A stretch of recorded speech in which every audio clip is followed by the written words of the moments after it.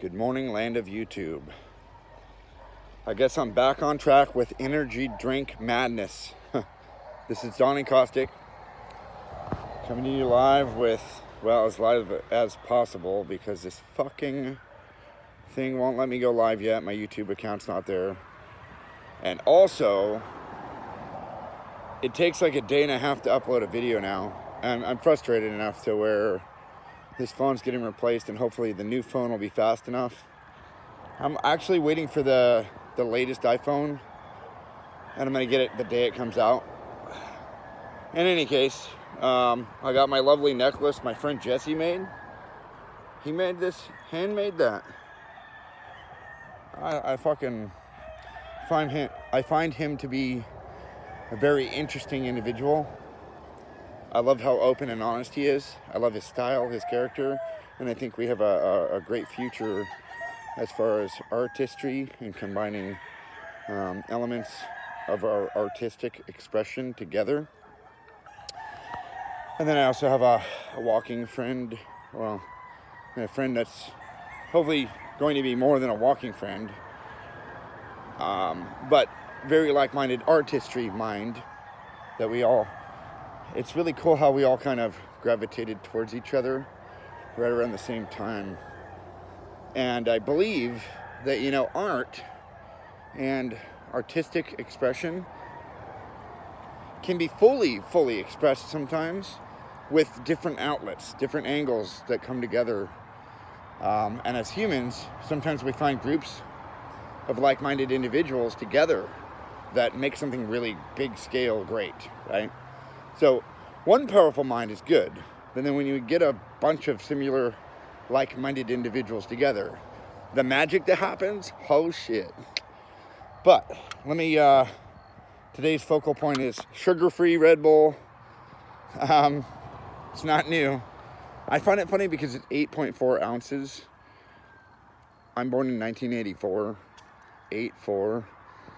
Numerology-wise and fun stuff with that. Currently, my kids are 8 and 4, my daughter being born first and my son second.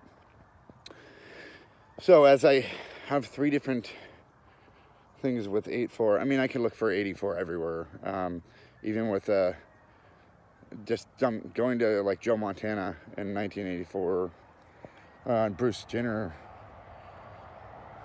1984, George Orwell, 1984. A lot of big 1984 things. Anyways, even Mankind Project, 1984. Weird.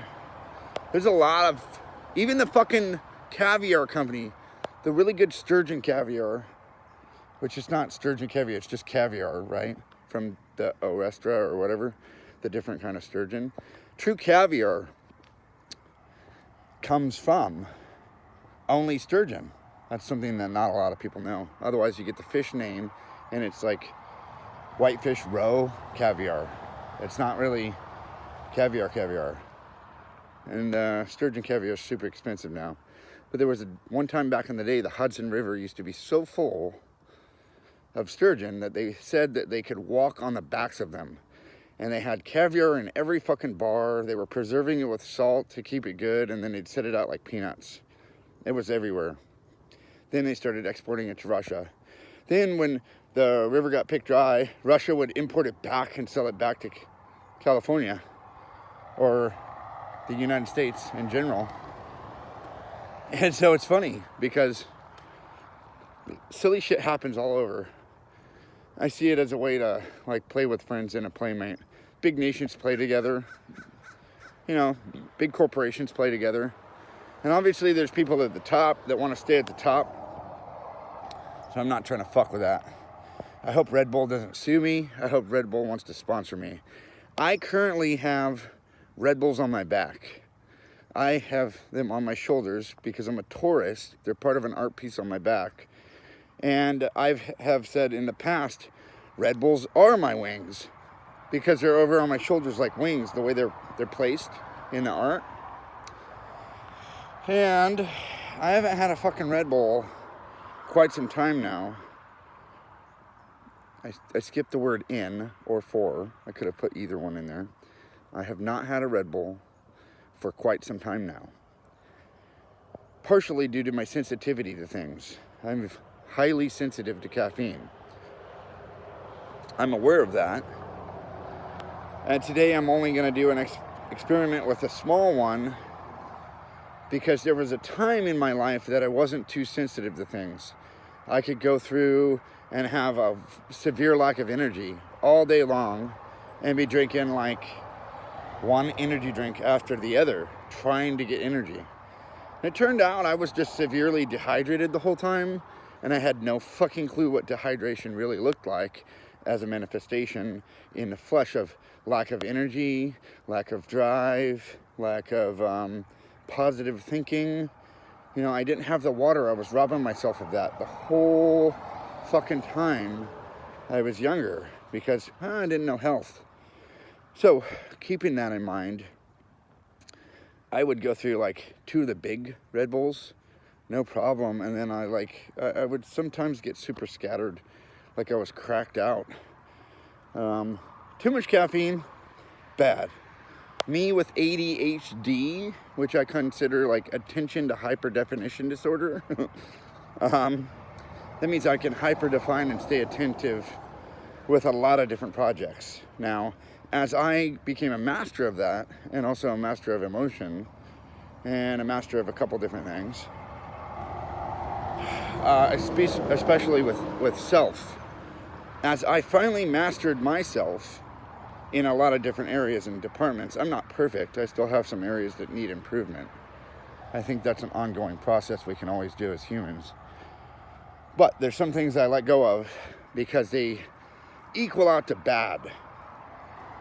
So, with the self-mastery that I have mastered comes a lot of health. And ultimately, knowledge. And knowledge is power, and knowledge is wealth. Back up, and we go to the things that I have in my mind as things I am not a master of, like my laundry, or 100% cleanliness. In which case, I see qualities of me within my family that are super fucking OCD related to an illness. Now, I see a couple different expressions. My grandmother and a lot of elderly people in Oakmont area, that's a retirement community in this local Sonoma County I live in. I walk in to one of these environments. My grandmother that's passed away, God rest her soul, Nancy, had white carpet. You could do the white glove test. You wouldn't find a speck of dust anywhere, right? You walk in, it's fucking spotless. You're like, Jesus Christ, I better take off my shoes. You feel awkward with how clean it is. It's beautiful. It's nice to be clean, right? I would rather have a maid do it than myself, honestly. I like being clean. I can freak out and obsess over being clean, just like my grandmother used to, right? But the sad part is, when it's like that, she would say, oh, sorry for the mess. You're like, what the fuck, what mess? Same thing with these other individuals out in Oakmont. I have walked into plenty of homes doing a major appliance repair, and it's the same kind of illness in their head. They think there's a fucking mess, and there's no mess. I mean, I moved the appliance, it's spotless. It's like, how many times have you moved this fucking thing to clean it lately? Probably twice a day, huh? Okay, yeah. Oh, shit, you missed a speck of dust over there. One speck of dust. Fucking, fuck me. I'm not trying to go down like that. I ain't going out like some obsessive compulsive disorder motherfucker that I've learned from by watching other characters, right? I know I have that gene. I could freak the fuck out and make sure things are spotless. I'm smarter than that. I'll leave it alone. I'll get to it when I get to it. Ew, that was nasty, huh? On camera. COVID! Ah, shit, what a sham. Okay. I'm not going to go into one warp tunnel after the other people. Not today. No. I'm focusing on Red Bull, Energy Drink Madness, and maybe OCD. Some self-identified things along with ADHD. Being able to pay attention to everything at once, right?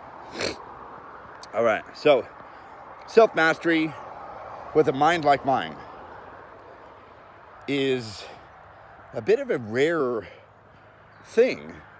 Not a lot of people can master themselves and dominate something like OCD, or dominating it with ADHD.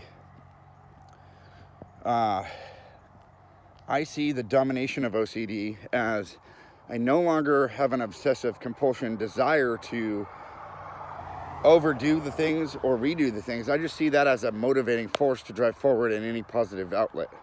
So I convert these quote unquote bad things as like the things that most people would consider harmful to themselves. I convert them into a passion that's healthy and driving me forward to like being on a walk every morning, right? Or really have a severe passion to follow through with a lot of different angles for success in my life. And I feel like I'm walking on a landmine right now. I feel that because I know what's inside of me. I experiment with the level of authority and power I carry around with my presence and how direct I can be. And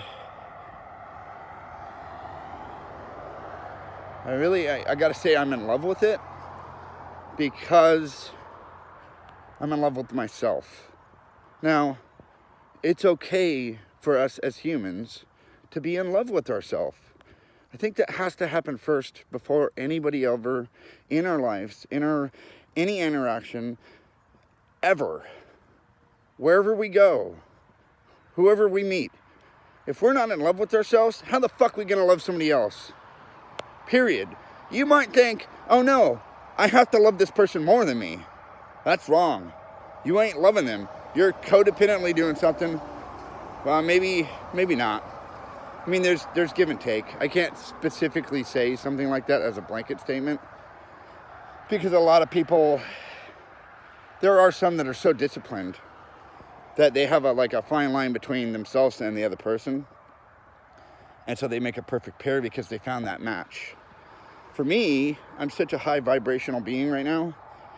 I have vibrated so high that I kind of only have similar characters around me that actually are either into themselves more or not currently looking. And so I'm kind of torn between the same thing. I'm not really looking for a partner yet. I'm really looking at myself in a way that adding someone to my life as a relationship-wise, or not as a relationship-wise, but relationship-wise, adding someone to my life equals distraction. It equals a mess, sort of, because all of a sudden I'm involving myself in getting to know their story, their timeline, and then I've got to collect all these other things, A, that I don't like about them, or B, that I do like about them.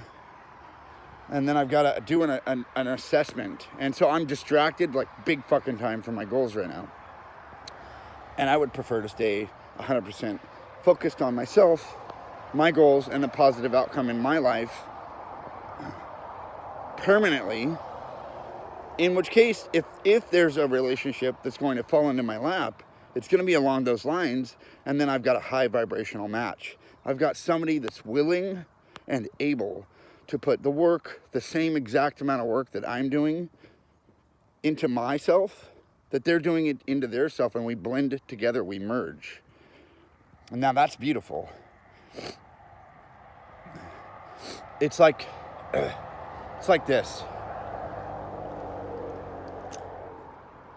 That may possibly be the first time that I've taken a sip of my drink by the 14-minute mark. We're gonna see what happens, huh? Red Bull might propel me into outer space. I'm not joking. Like, I get 1 cup of coffee in the morning before I get out here on my walk. I'm normally fueled up, so I think Red Bull might literally be rocket fuel. We'll find out. I'm doing an experiment. I haven't had that many B vitamins lately. And this guy has positively 0 sugar. It's got a lot of niacin, B6, pantheatic acid, or not pantheatic, panthothetic. Yeah, I said that right. Maybe wrong. Who knows? Vitamin B12, and then 80 milligrams of caffeine. So that's not too much because I'm normally at about 120 with a 16-ounce can. This is an 8.4 ounce can with 80 milligrams of caffeine. Concentration wise, it's more bang for the buck, trust me.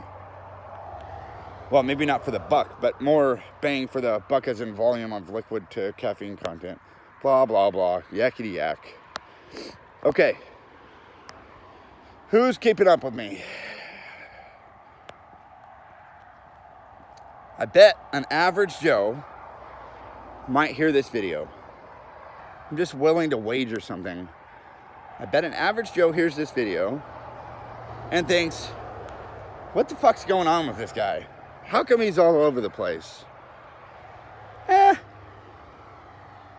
do my best to try to stay focused on certain topics. Now, the way my mind works, I'm going to reemphasize, is kind of like a woman's, in a way that everything's connected. My term is spiderwebby string chaos theory. Or we could say spiderwebby stray chaos. Yeah, spiderwebby stray chaos theory. Because it strays from an initial topic into a spiderweb chaos or chaotic mess that makes up my disorganized organization. In which case I'll circle back around most of the times. My mind tends to work like that. It'll, if somebody could keep up, it'll really full circle back to a focal point with a really weirdly drawn out explanation in between sometimes, and or just different fun topics to discuss, because I go from a subject in front of me to a subject in front of me to a subject in front of me. And that's really being present, not planning what I'm going to say. So the more I try to define and stay in a box, like I'm going to stay on this topic, and I try my best and I do my best to stay on a topic for a viewer's benefit, that's kind of an unnatural thing for me. It really is. It's not natural for me to stay like that with my mindset that I currently have. But energy drink madness or OCD or ADHD and mastering the ADHD. We'll go right back to that real quick.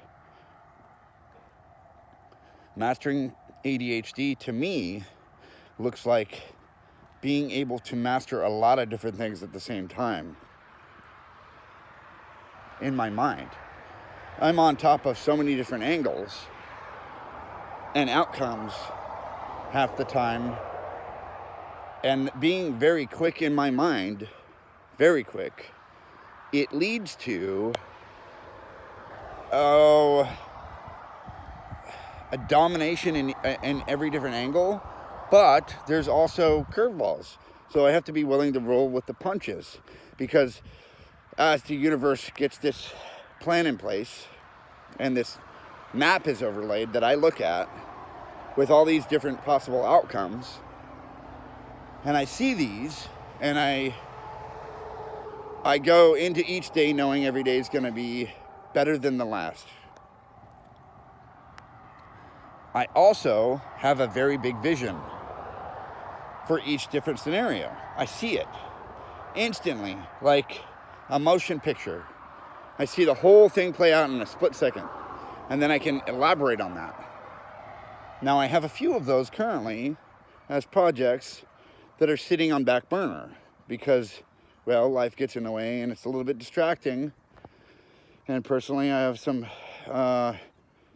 very big right in front of me ventures that could be highly lucrative should another character in my life, as in a family member that's kind of a traumatic thing for me to discuss,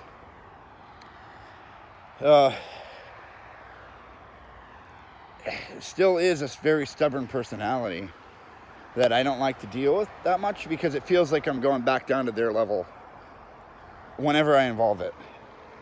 Now, I don't choose to involve it that frequently because it's like going into poison.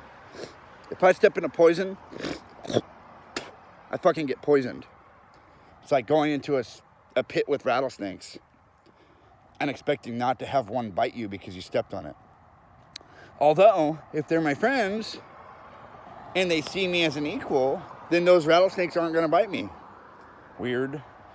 I mean, from that angle, who gives a fuck? Swim with them, right? I don't want you to go into a pit of rattlesnakes. Please do not do that. Even if you feel like you're their kin, don't do it. Probably a bad idea. One baby one's going to get pissed off and not know what's going on, freaked out, and it's going to bite you, and it's going to dump way more venom than it needs to, and you're dead. Unless you're a prairie dog. If you got prairie dog genes, golden. Those motherfuckers have evolved from rattlesnake venom. Okay, so I'm not getting too strayed from the topic here. Painful things and painful past relationships are like scars to me. I see them as something that's always going to be there, as a memory, ingrained in a part of who I am. And it takes some massaging to get that out. So there's different areas and techniques and ways to get that out. I could directly confront that person with how I feel and speak my mind and my voice. I could go to counseling and therapy and get these things out. And then there's recourse. There's justice somehow, right? Then I look at how far somebody's naturally suffered because of their own choices and how they've treated people. And I weigh all of that in one moment. And I think, okay, well, have you suffered long enough? At your own hands, pretty much. I mean, you've just been suffering your whole life. Most people that hurt the most out, they hurt the most people. They are just sick and polluting around them. And you could see it if you're like me. Those people are the ones that are hurting the most on the inside.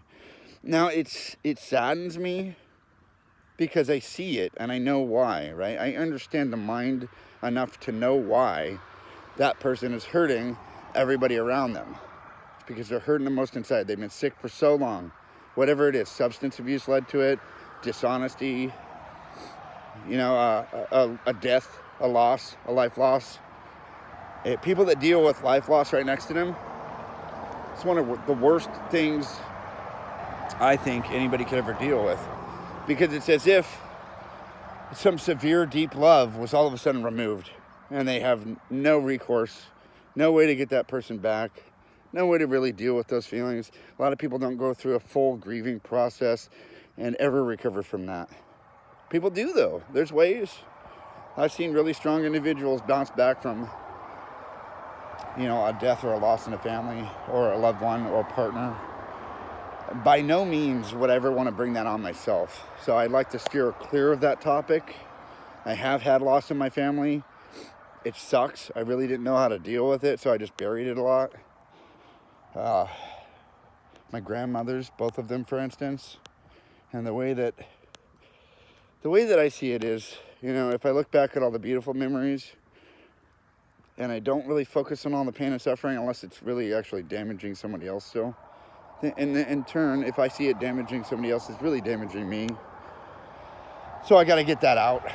And then I start looking at the loving times and all the love that person had to offer, even though that they were sick. In my family lines, addiction runs rampant. So I'm saying that directly about my family lines because my grandmothers both were addicts in the highest sense with alcohol.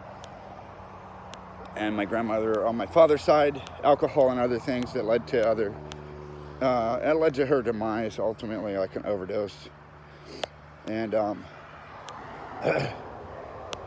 my mother's side, alcohol, and then towards the end, other drugs due to polluted environments that she was in with my mother and my sister. And they brought like a modern day drug addict mentality to the scene.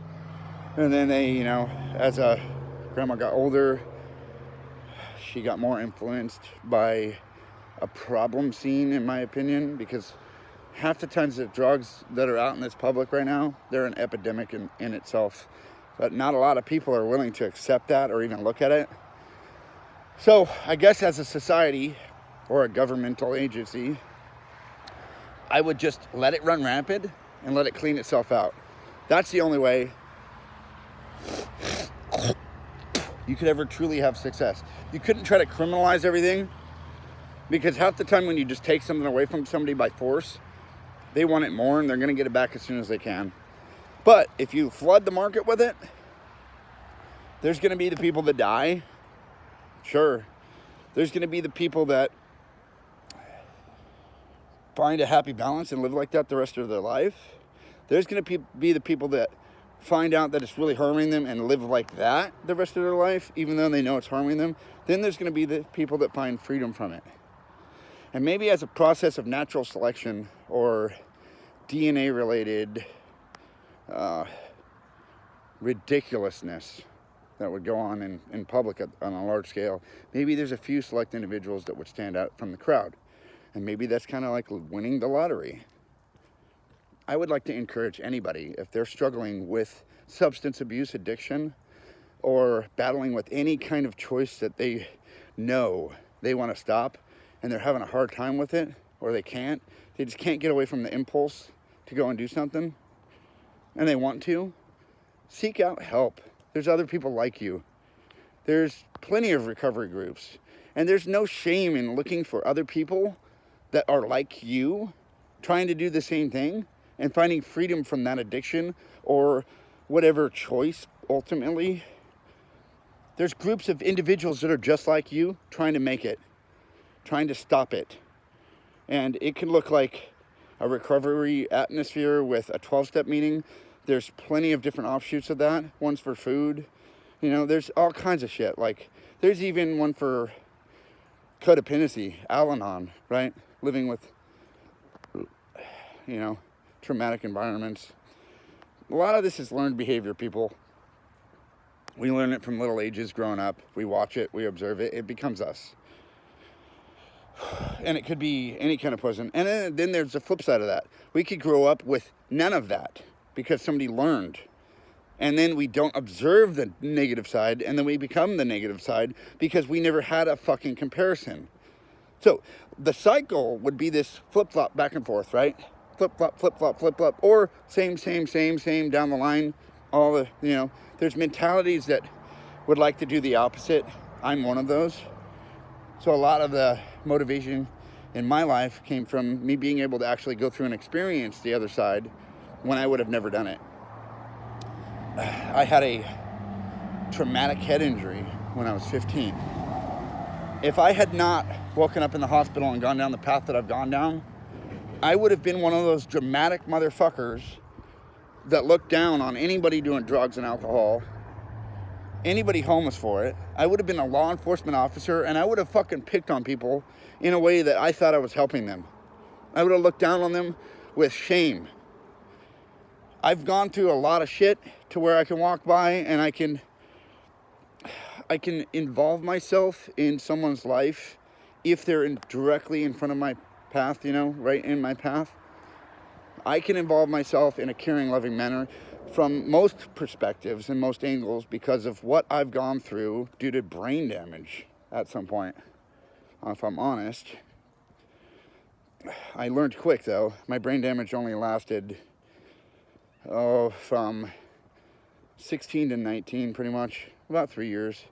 You know, I think a lot of head injury victims go through a similar thing if it's traumatic enough to where they start making risky decisions.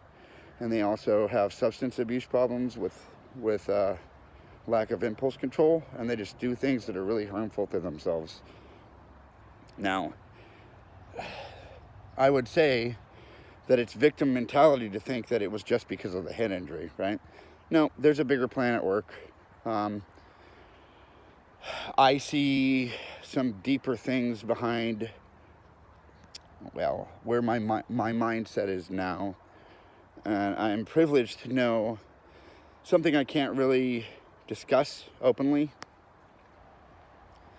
And that's okay. I accept what I have as a challenge to express and get off my chest the things I can talk about and the things I'm willing to discuss with a level of an audience unknown in a way that may or may not be beneficial to anybody. I'm just getting my head clear. I'm venting my mind space. Every morning it's good for me to do this. I go on my walk. I'm physically getting my body toned back in shape. My mind is the one running the show, right? So as my mind is better, everything else health-wise in my reality, all of that shit aligns to change back into, well, an expression of what it is to be health. My mantras used to be health, wealth, happiness, love. Well, health, wealth, love, fame, happiness. Or love, fame, wealth, health, happiness. Either one. That's how I used to say it, the latter. And then I have love, light, honesty, integrity, and pride. These are all very positive things that I used to say to myself constantly in order to currently affect my situation as I went through a negative space in my mind. Now, as I retrained my mind, beautiful things started to happen. There was something I just missed, I wanted to address. I guess it wasn't that important. It was kind of a deeper version of why I operate the way I do. And, the bottom line is I stayed craving knowledge always due to my profession. And, as little people, we go through a phase of asking why, and then most people stop at one point. They no longer ask why, and they start focusing on success or future, and they live in their future. Some people find a life path like that that's really beneficial to their role in life and the design in front of them. And as a neurodivergent individual like myself, neurodivergent, that means exactly what that means. Look it up if you don't know what it is. I find a different path of free thinking. And,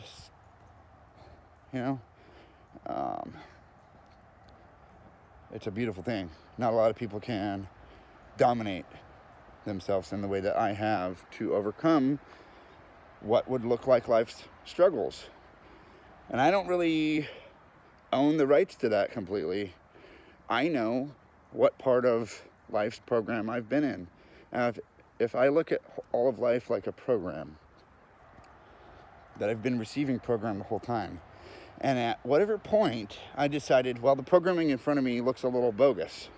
And I look deeper, and I find out the real truth. I mean, it could be as far as our pre-programmed path with understanding who Christopher Columbus is, because of some shit that people in power wanted a whole nation to believe. When I looked at the real source one time, and it opened my eyes. Now, these are documented stories from journalists. Now, journalists take the word of other people, and then you can collect all this knowledge and you can make your own assessment. Now, I see a ruthless version of Christopher Columbus, and I've met some Native people, and I know the fucking carried down stories, and I have a really big passion, and I'm attracted to Native people in a way that would be like Pocahontas. I say Pocahontas sometimes because I'm really attracted to Native women. Honestly, that's my wife was part Native, or is. Sorry, she's currently alive. I say maybe she was because she's trying to deny it now. And I don't know if there's any proof there. She's told me her father was like pure Native in the past. And maybe it was hogwash. I don't know. If her father was pure Native, that would make her half, and my kids inherit that little bit of Native in me and on her side. But was, and what I can prove, not really real. But that Pocahontas movie, and the way he was totally attracted to her. That's how I feel. I love Native women. And in the history of a Native culture, they know the truth about where their ancestral lines had a lot of trauma and horrifying numbers of death due to Spaniards. And Christopher Columbus wasn't really that great of a guy, honestly. But to each their own. We wouldn't be here right now if all this shit didn't happen. And we're here. So we can't dwell in some negative space about everything that's happened in our vision or what we see. What we can do is we can have an overview of all of it, and in an assessment, try to just live in the moment, knowing that none of that shit was real, really. Just right now is. So that erases racism. It erases all kinds of hate and fascism. Being here and now erases a lot of things. It really actually just puts me right in front of whatever I'm in front of. Directly. Like, I can go through and give a history lesson about everything, or myself, and pretend I'm doing self-work, when I've really already done such a thorough self-work that I'm just looking for more every moment. And as that shit comes out of me, then I'm getting deeper and deeper and deeper into myself, into my own intellect, dominating my subconscious and my conscious at the same time makes me present. Now, as I form a bond with my subconscious mind, which is responsible for projecting everything out into reality, I'm so hyper present and alert that it's wicked. Most people would not even understand what I just said, especially about the subconscious mind. Now, if I elaborate on that, or somebody else looks into it, you might think it's a Jungian theory. Just take a peek at what the subconscious mind is responsible for, and then you might understand a brief instance of what it is to see how mind works. Or psychology is really understanding the motives and actions with people. Psychiatry is understanding how and why the brain works with different substances somewhat, and to identify and repair. Ew, gross. Moisture got in my nose, and it's pretty much raining on me out here today. So much moisture, it made my nose kind of build up.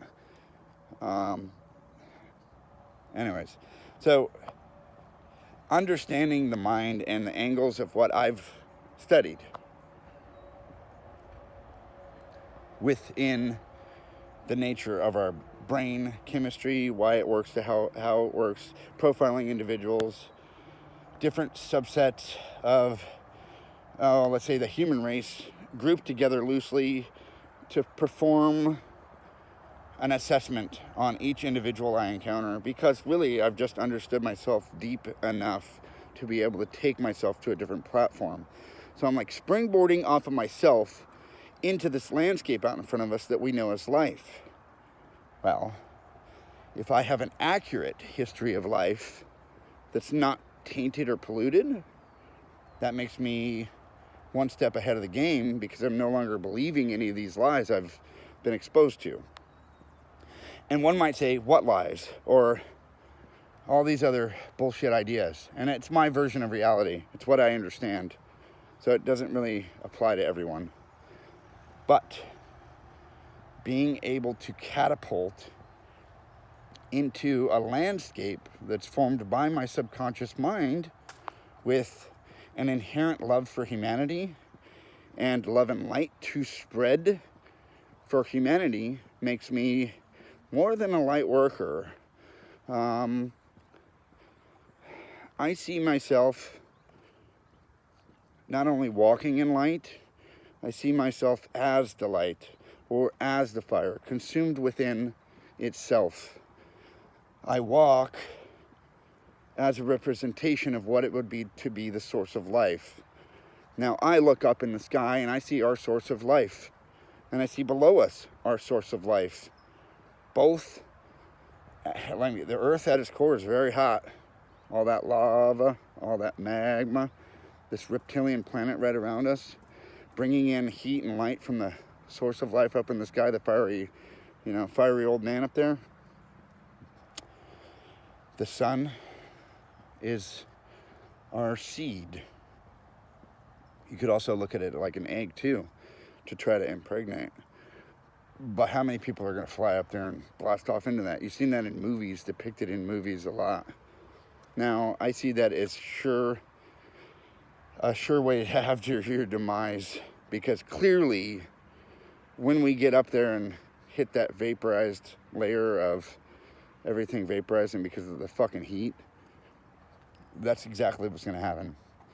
Here, below us, we have a source of life that birthed everything into existence with the upper source of life.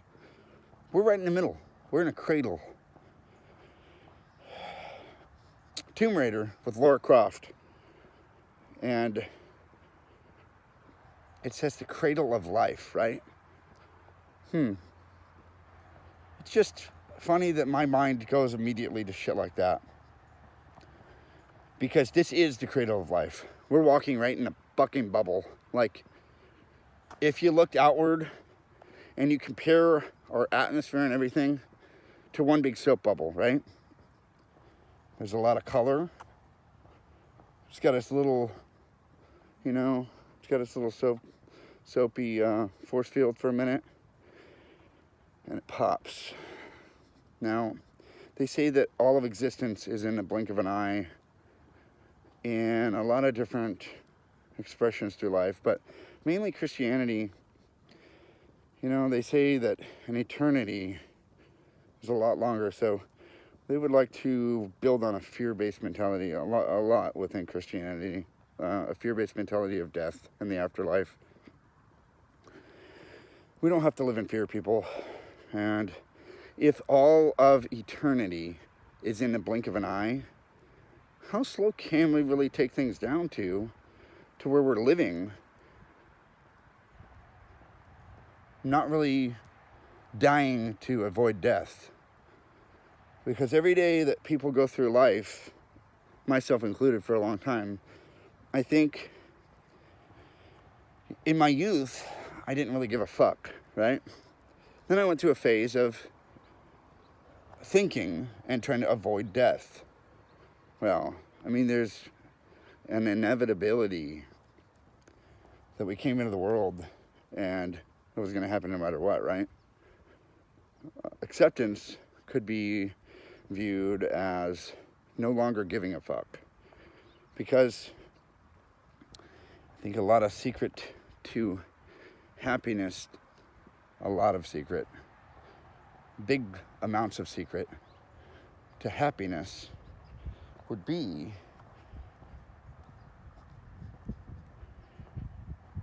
living every single second and moment to its fullest. The only way to do that is to accept I've already died in the future sometime. So I was born dead in a way. And that kind of negates and creates existence all in one moment of understanding. And if I'm standing under something, or understanding, right? What am I standing under? The weight of the world? There's an atmospheric pressure on my body currently that defines how I grow. The atmosphere itself designs the purity of the content that flows into my body. In my physical atmosphere and the respect, I have control over what substance or what nourishment I put into my body. So into my physical self comes that layer of aspect. And then I have all these emotional qualities of, emotion. So if I let emotion out of control and I don't master emotion, I'm a dangerous person flying off the handle. I would lash out and hurt people because I've been hurt. Or not. I would just hurt myself more because I've been hurt. Me personally, I have this tendency to want to diagnose and repair everything around me, people, the earth, everything. And that's because I have that mindset. I want to look at the root cause, and I automatically now come to a conclusion that not a lot of people are willing to accept as in my walk of life and addressing certain topics. But it doesn't matter what they think anymore. I just voice my opinion, and I leave it there on the table. And then I watch the positive outcome. Because no matter what someone thinks, if I have a true solution and I voice it, it's going to ruffle feathers. Because, feathers are meant to be ruffled, especially if, somebody doesn't want to really accept the truth because they can't handle it. You can't handle the truth. Well, it's true. A lot of people can't handle the fucking truth. But if I voice it, as I've seen in the current past, very, very current past, and the more I do it, I'm seeing a positive outcome, a beneficial thing. I'm getting compliments. I'm building a rapport within a community that I'm doing my direct diligence to reinstate community in the community. I'm out in the community being a productive community member because I like to see community come back. And as a whole, the deficit is what created the angle for me to do that. Removing community, forcing people into their homes, was what created the ability for me to actively go out and create community. If it wasn't there, people would still be all in their phones. Everybody was living in this fucking 3D world in their headspace being here, which was illusionary because, this is all fake. It's real, but it's fake, right? I mean, it's really right in front of you. You're really having a FaceTime chat with somebody, but it's not in person. So it's impersonal. It's right here, but it's not. So, humanity needs more in-person shit. Period. That's true community. Now, the way to snap a whole generation out of it would be to forcefully divide and conquer, breaking something that's already mildly broken, breaking it all the way in order to fix it. It would look like manufacturing a lot of fires in order to focus on a fire department growing and a youthful mentality to direct the youth into some kind of fire academy so they can be productive members of society with a lot of structure, and they can actually bring back community with knowledge-based actions of integrity in all of their ways. I agree fully with the idea of manufacturing something in order to break it completely so it can be fixed. Because you really have to break something all the way before you can fix it. It can't be like mildly broken and then you don't have, you have guesswork or educated guesswork. That happens to work 80% of the time maybe. You can fix it. But then you got the other 20% to just fucking no matter what you do your best and then it comes back the next day. And that could be a car or an appliance. And so it's like, okay, well, with it not displaying a symptom right now, I can't diagnose it. Bring it back when it's fully broken. And then they go away, check engine light comes on, stays on until they get back to the dealer. Check engine light goes off. Then it goes down to, well, what's your driving conditions? And you try to re-simulate that. I like your shirt, bro. His shirt said, based on a true story. I like that shit. Huh. Ain't that the fucking truth? So, as somebody that diagnoses things for a living and all throughout my life, I have naturally been interested in the mind. I started a psychiatry path at 19, and in a lot of recovery environments, I learned more about myself than most would ever dream to. And that's brought me to 38 years old. Morning, Dan. Good morning. I am absent about your name. Larry. Larry, I love you. Have a beautiful morning.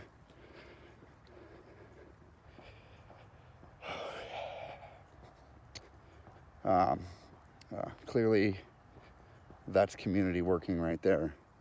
As you see, I'm in the community, and Larry remembered my name, but I was absent-minded enough on our brief encounter the other day to not really drive that name home to myself. Now, I'm sure I will remember Larry because it's actually my grandfather's name. And my middle name is Lawrence, representing Larry in a weird way, right? People change names all the time.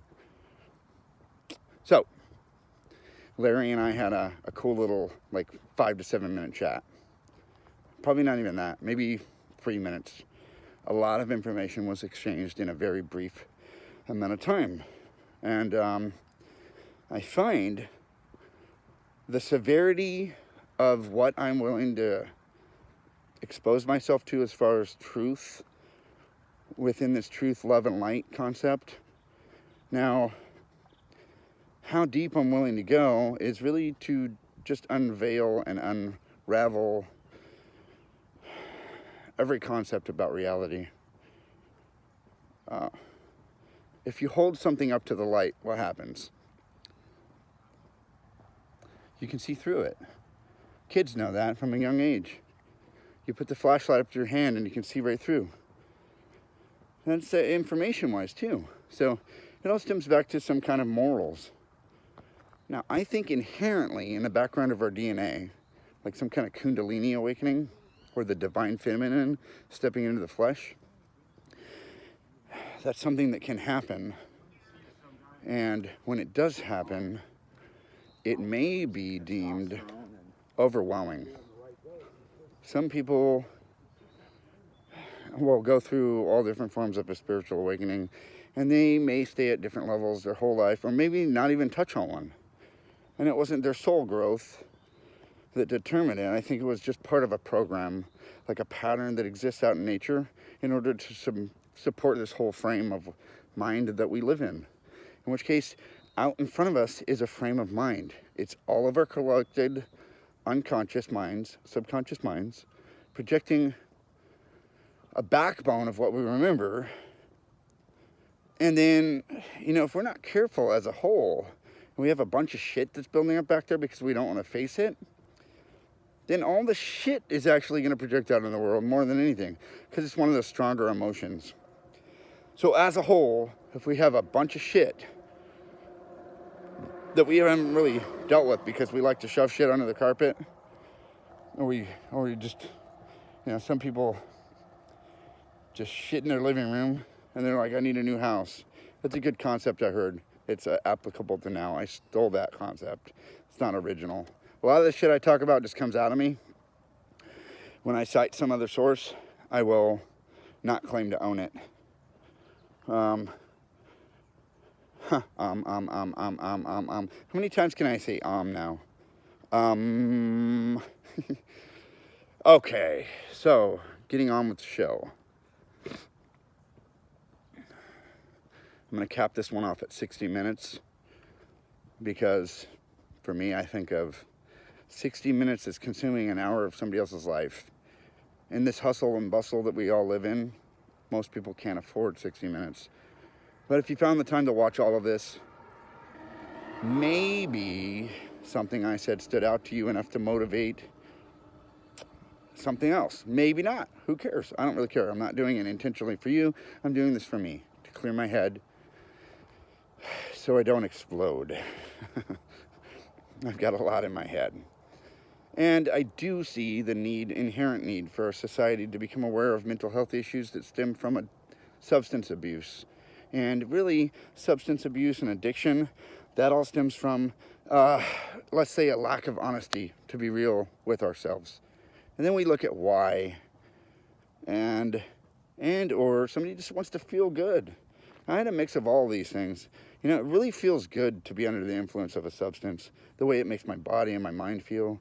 I kind of go numb to things, right? At least caffeine doesn't make me numb. It does accelerate me to a focal point. I like my mind working naturally faster than I could ever imagine. Isn't that funny? how I want my mind, or I like my mind, in a way of working faster than I could ever imagine. So my mind is going light speed intentionally by my design. I think a lot of people would love limitless mind space. Look at that movie, Limitless. There was a designer drug he was taking to get there, right? I've got caffeine. Cool. It's my fucking designer drug. My drug of choice currently is caffeine. I suppose it can build up to a layer of not really operating the same and working the same. And every once in a while, I need a nap. So I take a nap in the middle of the day, power nap, I'm refueled, and I go forward. Now, my direction is always forward. I look at different paths of travel I can take. Now, these scary, like old relationships are really kind of designed to bring me back down to that level. Although I don't see a down, I see another springboard. There's opportunities that pop up in front of me. I see something I can catapult off of for greatness. Now, I can use a platform in front of me in order to dominate a different sector within reality. Directly correlating with my current path of travel and my relationship with my current reality. Within that comes a lot of experience over the years, being a 38-year-old young man. So my direct experience really correlates to something I could have as a very bright future in a field of study that I've been a part of. Now there's the other things in the background. And then there's my artistry side that's going to express itself through a collection of other people, because, you know, sometimes people like-minded get together and then they create beautiful things because, well, it's one mind bouncing off the other. I look at it as having a chat with myself in another form. There's others that do that too. And it's not the first time you're going to hear that. If it is the first time you've heard that, pay attention. You'll hear it more and more. Because as we walk through life, we're really the only ones here. It's our experience. No one else can walk it. This path is mine. I have owned it. And as I master my emotions, I no longer hurt or lash out. I love every instance. I don't care if somebody's fucking trying to be abusive. I might get direct more and more because I use angry passion to drive a message home, but I have no fear. I have eliminated every layer of fear. I'm getting too excited and I can't even speak. I get tongue-tied. I'm adamant. I only had a sip of this fucking thing. I might call it a quit. Right at a sip. So as I'm very adamant and direct with somebody that is in an abusive, controlling mode because, well, their sickness is expressing itself that way, I don't have to feel victimized. I don't have to feel hurt. I don't have to lash out with the angry. I can just de-escalate the situation constantly, even though somebody might see something completely different. And a lot of times people are so sick that they're living in their world and they see something completely false right in front of them.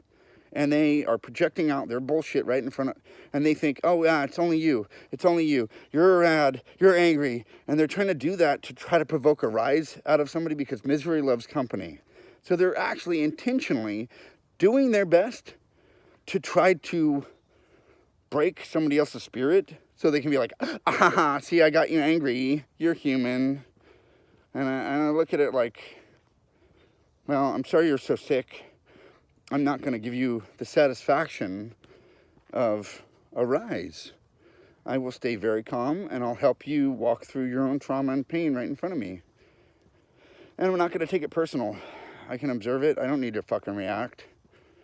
But a lot of that energy transfer that takes place is draining. So I kind of limit what I do because I have Oh, I do have an infinite cup of, let's say, refilling as I channel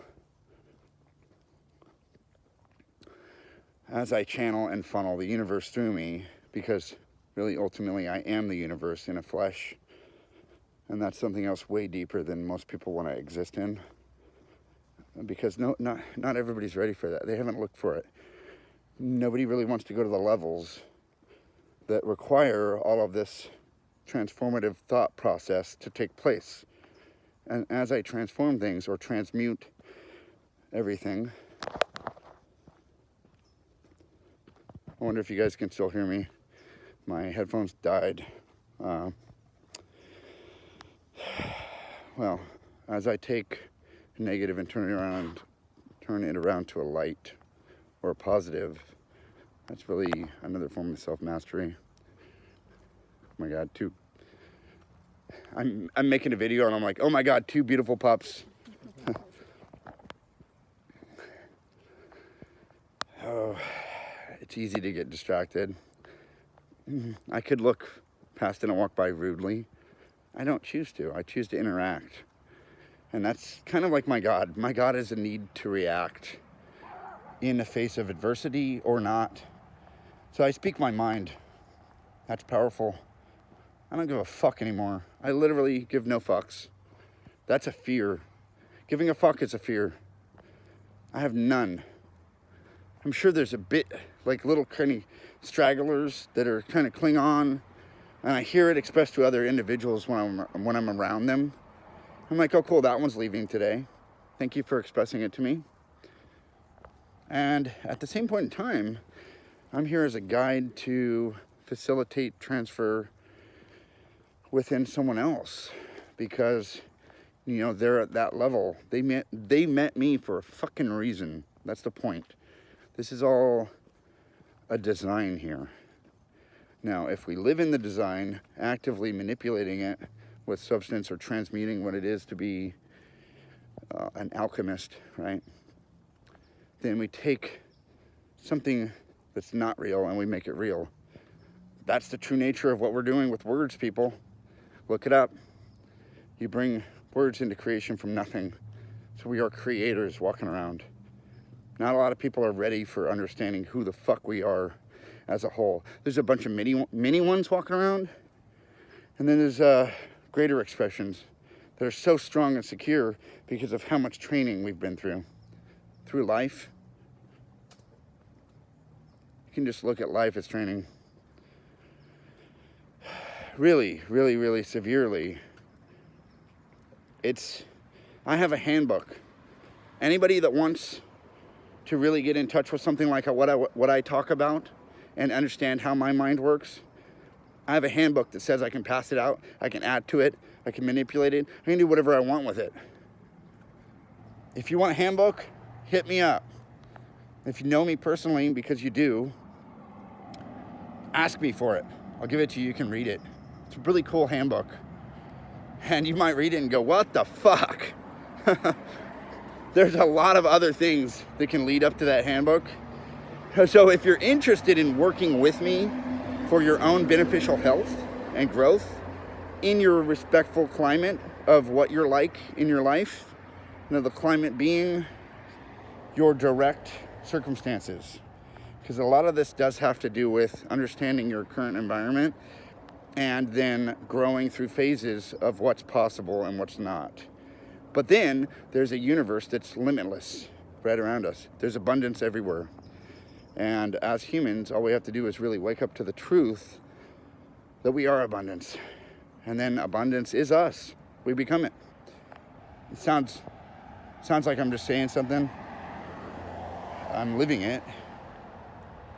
And you can too. Although, do you really want to? That's it. Like, how deeply do you really want something? And then there's other understandings of why you'll stay wanting.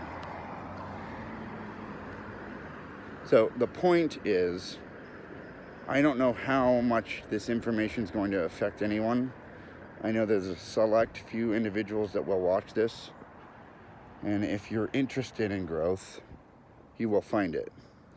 If you are interested in having some interaction with me that can be quite beneficial for your current path in life, I can do an assessment in person. And then I will know almost immediately, because I've mastered self with myself, what directly can benefit you. I can do an assessment, basically. I'm not just saying that. I know that. And it's my study of practice that I have been taking part in for a while now. I've gone through different layers of what it would look like to have a spiritual awakening. It's not only that for me, but look, I ended up at the end of my Santa Rosa to Sebastopol walk right here at the Spiritual Books and Fine Tea store. It's not open because I'm going to be getting breakfast at Retrograde Roasters over here. Retrograde Coffee Roasters. Because, as I find on my walk different sources of coolness, I like to involve myself there. If there's a good energy and a good collective of energy in an area, then I'm going to involve myself. And that's community, and interjecting myself into community. So with that, I bid you adieu. I'm going to run inside to get some food randomly. I'm going to stay with my random topics. I'm combining all the kinds of things I do in one video today. I should have stayed on topic. Maybe not. I shouldn't have. How about that? I should just do whatever I'm doing. The point is my inherent love for myself and need to constantly examine and fix myself overflows into layers of reality because I'm sharing my mind, venting, and it's not really an attempt. It's just like whoever really desires to hear more about themselves in a way of self-nurturing and self-growth and self-love, those individuals will reach out to me and or benefit from every single thing I'm saying and or just fractions of what I'm saying. And it's those individuals I would like to focus on. I'm not going to focus on somebody that doesn't want to hear what I have to say. I'm going to focus on somebody that's reaching out to me to do their best to not only understand the nature of reality around them, but their own nature first. Because we cannot understand anything around us fully unless we fully know ourselves. We have to go inward in order to be outward. We cannot love somebody fully unless we fully love ourselves first. We can say, oh, I love this person more than anything, or my dog. And then you run into all these roadblocks and problems along the way. And then you suffer traumatic loss. There's a way of acceptance prior to the traumatic loss, knowing it's there. It's inevitable. There's a lot of shit I have in my head, people. I love you all. I'm going to go get some food and stay up. I might cram something on the end of this video, but it's already way too long to upload. I'm just going to make a food video next, and that's it. Peace, love, and light. Don't forget to smile. It might seem like I'm super depressed sometimes when I get focused.